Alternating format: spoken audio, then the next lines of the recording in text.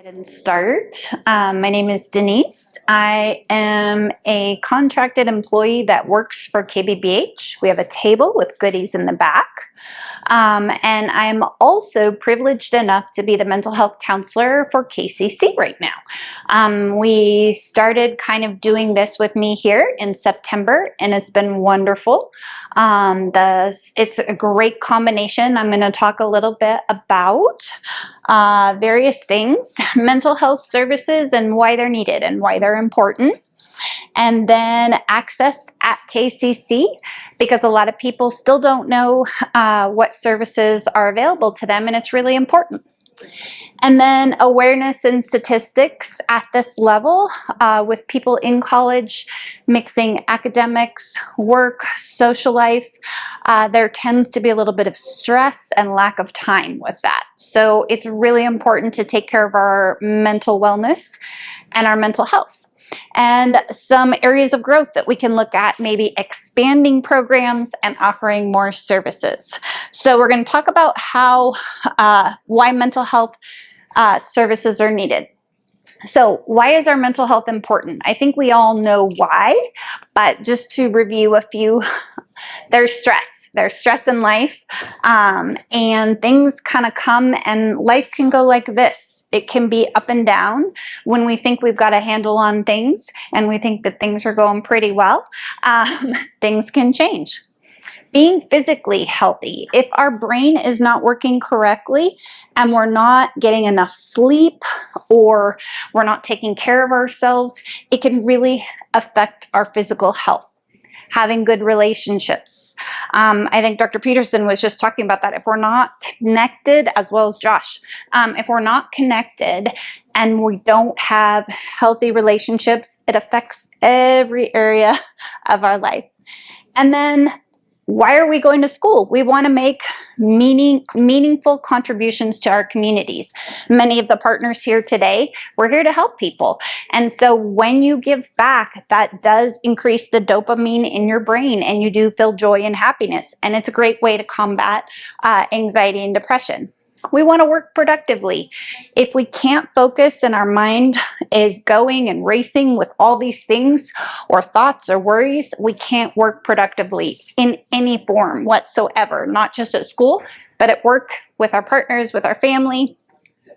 And we want to realize our full potential. We're coming to school to make ourselves feel better, to learn things, to educate ourselves. So we want to realize our full potential.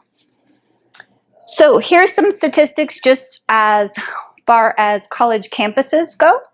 So 1 in 3 college students experience significant depression and anxiety. These statistics are from 2022, so they may have risen or come down, but I actually think they've risen.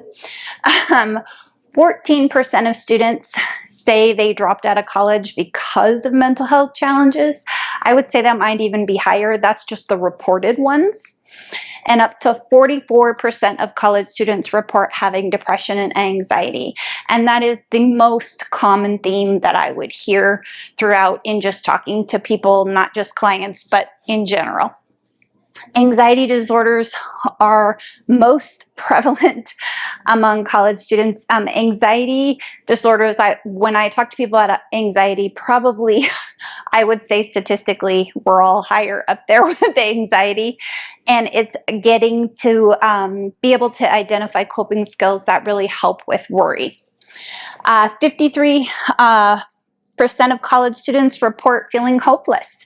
And if we don't have hope, it's really hard to get our work done, to get our studies done, and it really is necessary to help and get our mental health awareness.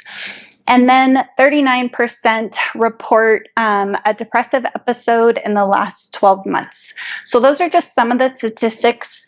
There's many, but that's why it's so important to have resources on a college campus, really in schools in general.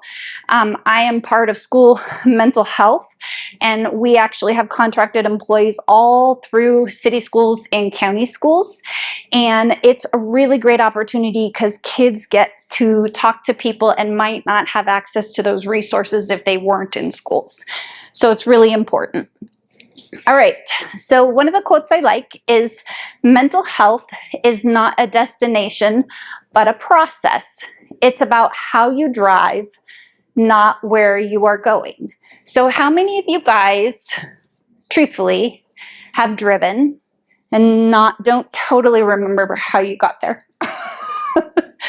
Because you have so many worries and so many concerns that you're thinking about. And it's really important that it's a process. Mental health is a process. And it has ups, it has downs, but finding the correct support, finding connection to your resources and connection to the people around you is really, really important. So let's talk about what's available at KCC. So it's wonderful with the new setup that we have this year. You can walk in. I am in building 9, 3rd floor. You can walk in, you can call me, you can email me. I am a little faster than even the process sometimes with KBBH. You can walk in, you can get your screening, you can get your assessment done right away. You can decide what services you need. I talk to people a lot. Maybe you just need a one and done.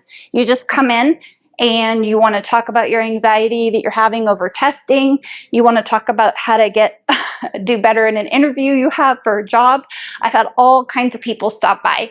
And so that one and done is come back to me if you need to follow up. And then some people want a formal assessment. They want to participate in weekly therapy. And we can do that too. And then I walk them through an assessment, a diagnosis. And the beautiful thing about that is then I can connect them to all these resources that are out there.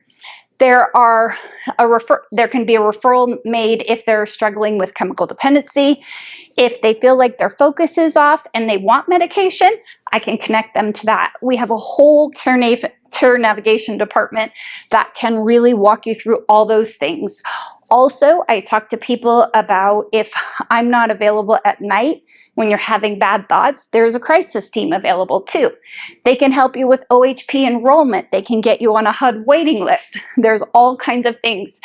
And that's just by accessing these services here as well as through KBBH. And you get to participate. You get to pick how your treatment plan looks. You get to pick the services you want. You might just want weekly therapy. You might want groups. There's lots of good things you can do with that. These are just some of the other additional services that we have at KBBH, as well as you are connected. Once you step in my door at KCC, you are connected to all these services. All right, so areas of focus. I want to continue to help join partnership with KBBH and KCC. I would like to plan to maybe have a care navigator next year or partially that can help link people to OHP, that can link people to HUD housing, resources if they need it, and can also walk them through any kind of treatment needs that they have. And of course, the continued care and ease of access to mental health services. So a few more statistics for you. 1 in 5 students face mental health challenges. I would say that could be a higher number depending upon the group you survey too. And nearly 73% of the students with mental health conditions experience a mental health crisis on campus, but only 34 report that.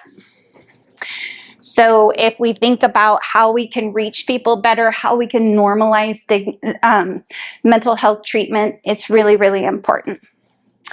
So just to recap on that, there are mental health services offered here right on campus. Setting them up is easier than ever before. Walk on campus, walk in, get them started. Students have time to support themselves with student resources. It's easier. I have a lot of people actually who say, I've been meaning to go get help or I've been meaning to go get counseling, but I can't fit it into my day. And so they can fit it in better here. And the ability to connect to the services that they need. All right, we're going to do 2 things before I end. We're going to work on our breathing, and then we're going to do a grounding exercise. And I do this a lot. I go into the college success class, and I talk about this before you take a test, before you have to go in, before you have to go into a family gathering. Sometimes doing this can really help. So if you want to place your hand on your stomach. And really, what I like to tell people to do when they do this breathing, go to the place of peace for yourself. So if you shut your eyes, you don't have to shut your eyes, you can't shut your eyes. Think of a peaceful place, wherever that is. If that is by the lake, if that is on the beach, if that is in your room with a cozy blanket, wherever it is. And breathe in slow for the count of 4. So in through your nose, out through your mouth.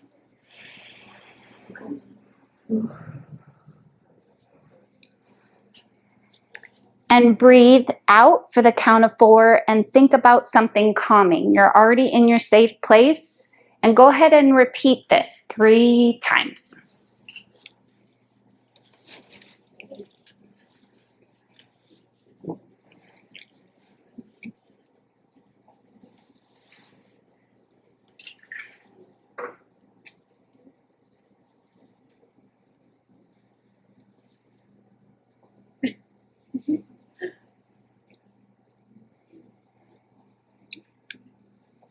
All right, now we're going to try a grounding exercise, and I'm going to explain what grounding exercises are and why they're important. Our brain is like a big computer chip, and that computer chip stores everything, even if we can't remember it. It stores all our memories, all our trauma, all our worries, anything that we have in there. And so have you guys ever heard when you talk to your IT department, turn on and off your computer and reset it?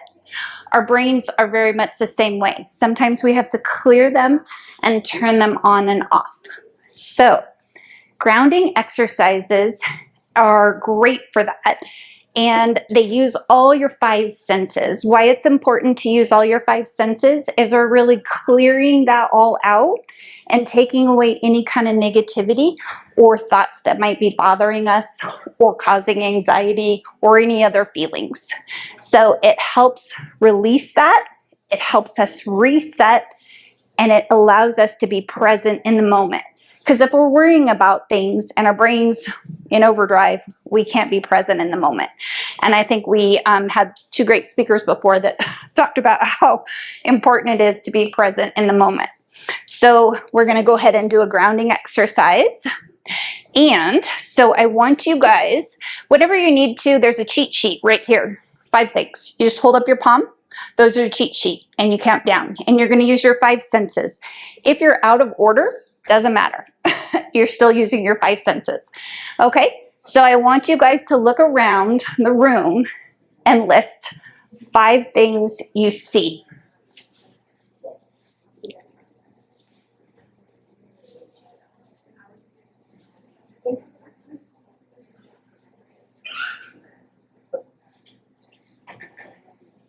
Now, I want you to identify 4 things you can feel. It could be your jacket, it can be your hair, it could be anything.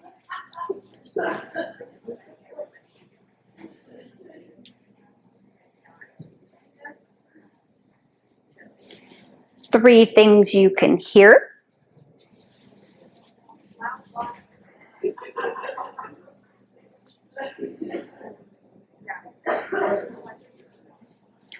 Two things you can smell.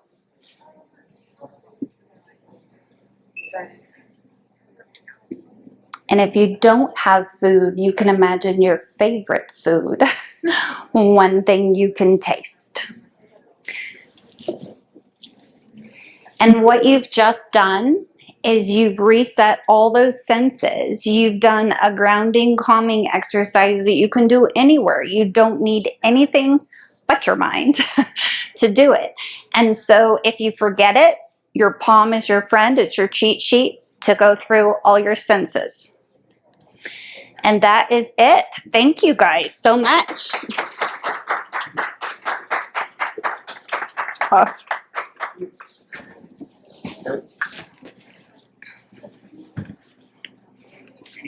I'm going to give